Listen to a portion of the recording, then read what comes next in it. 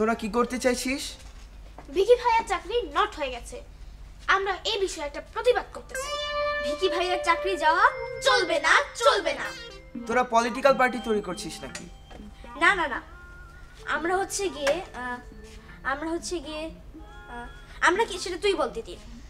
আমরা হচ্ছে গিয়ে জনগণ। রাইট, আমরা হচ্ছে জনগণ।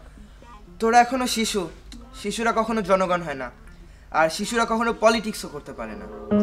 শোনো, যখন বড়রা ছোটদের ইচ্ছার কোনো দাম দেয় না, ছোটদেরকে নিয়ে একটু চিন্তা করে না, তখন তো শিশুদের পলিটিক্স করতেই হবে।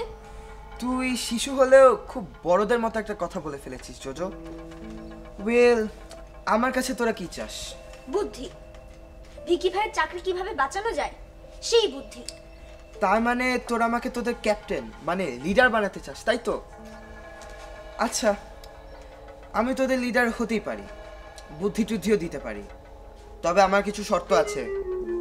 শর্ত 1, আমাকে ভুল করেও আর কখনো মিস্টার বার্গার ডাকবি না, এখন থেকে আমাকে স্যার বলে ডাকবি। আর শর্ত 2, আমার কথার উপরে কোনো কথা বলবি না, শুধু ইয়েস স্যার, জি স্যার এসব বলবি, বুঝেছিস? কোন শর্তে রাজি হবে না জোজো, আমরা নিজেরাই বুদ্ধি করে কিছু একটা বের করব। তোদের মতো শিশুদের বুদ্ধির তোর আমার খুব ভালো করে জানা আছে। তোমার মতো মিস্টার বার্গারের তো আমাদের কোনো দরকার নেই, চাপ দিলেই খুশ। তোরা